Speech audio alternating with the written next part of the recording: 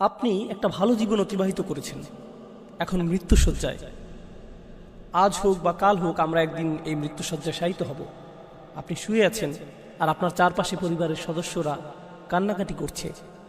আপনি কথা বলতে পারছেন না, কারণ বালাগাতি তারাকি, রূহ ইতিমধ্যে গলায় পৌঁছে গেছে। আপনি আমি এই ক্ষণস্থায়ী বাসস্থান ছেড়ে চির বিদায়ের পথে। এই শরীরটাও আমাদের রূহের জন্য ক্ষণকালের বাসস্থান। আমরা এই শরীর ছেড়ে দেবার পথে। আপনার মা পাশে দাঁড়িয়ে আছে, ভাই বোনেরা এবং পরিবারের অন্যান্য সদস্যরা দাঁড়িয়ে আছে, তারা সবাই কাঁদছে। ঠিক সেই সময় আপনার চোখ খুলে গেল, এমন কিছু দেখতে পাচ্ছেন যা অন্য কেউ দেখছে না। দেখতে পেলেন ফেরেশতারা নেমে আসছে। আশেপাশের কেউ এই দৃশ্য দেখতে পাচ্ছে না, কিন্তু আপনি দেখতে পাচ্ছেন, কারণ অদৃশ্যের পর্দা আপনার সামনে থেকে সরে গেছে। আর যখন মানুষ ফেরেশতাদের দেখতে পায়, তখন তারা শুধু দুই দলের ফেরেশতাদের মাঝে যে কোনো এক দলের দেখা পায়।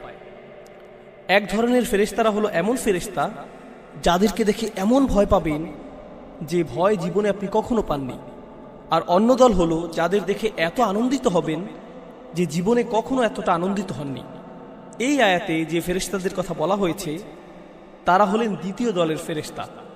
তারা আপনার জন্য আনন্দ বার্তা নিয়ে আসবে এবং বলবে, আল্লাহ তাখাফু ওয়ালা তাহজানু, ভয় পেও না, দুঃখ করো না। আলিমরা এই বক্তব্যের ব্যাখ্যা নিয়েও অনেক আলোচনা করেছেন। ভয়ের ব্যাপারটা বুঝলাম, আপনি মারা যাচ্ছেন তাই ভয় পাওয়াটা স্বাভাবিক। এখানে লা তাহজানু, দুঃখ পেও না কেন বলা হলো? দুঃখ এবং মনোবেদনা আসে পূর্বে ঘটে যাওয়া কোনো ঘটনা থেকে, যেটা ইতিমধ্যে ঘটে গেছে। তাহলে এখানে কেন লা তাহজানু উল্লেখ করা হলো?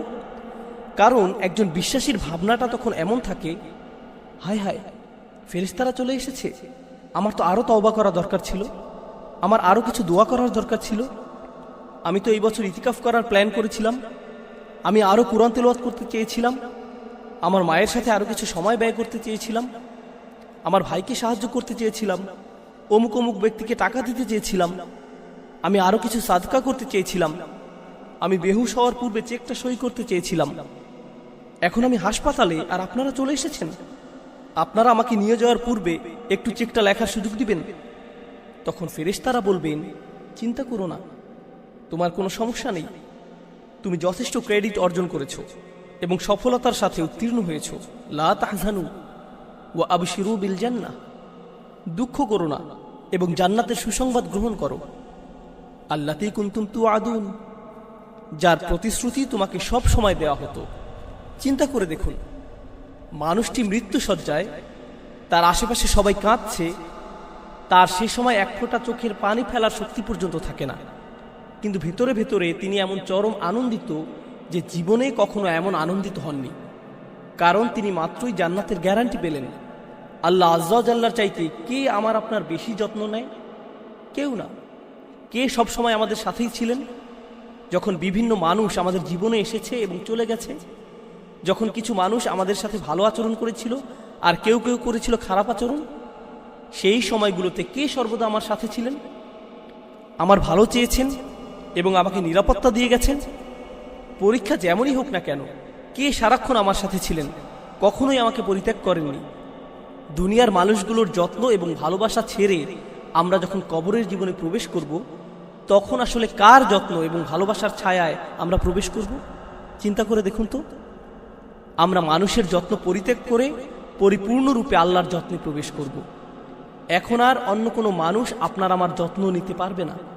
আর আল্লাহ হলেন এমন সত্তা, যিনি দুনিয়াতে আমি যত মানুষের ভালোবাসা ও যত্ন পেয়েছি, সবার সমন্বিত যত্নের চেয়েও বেশি যত্ন নিতে পারবেন এবং ভালোবাসা দেখাতে পারবেন। হাদিসে এসেছে, ঈমানদার ব্যক্তি কবরে ফেরেশতাদের প্রশ্নের উত্তর দেওয়ার পর আকাশ থেকে একজন ঘোষক বলবেন, অর্থাৎ আল্লাহ বলবেন, আমার বান্দা যথাযথ বলেছে, সুতরাং তার জন্য জান্নাতের একটা বিছানা বিছিয়ে দাও এবং তাকে জান্নাতের পোশাক পরিয়ে দাও। এছাড়া তার জন্য জান্নাতের দিকে একটা দরজা খুলে দাও। তিনি সাল্লাল্লাহু আলাইহি সাল্লাম বলেন, সুতরাং তার দিকে জান্নাতের স্নিগ্ধকর হাওয়া ও তার সুগন্ধি বইতে থাকে। তিনি আরও বলেন, ওই দরজা তার দৃষ্টিসীমা পর্যন্ত প্রশস্ত করা হয়।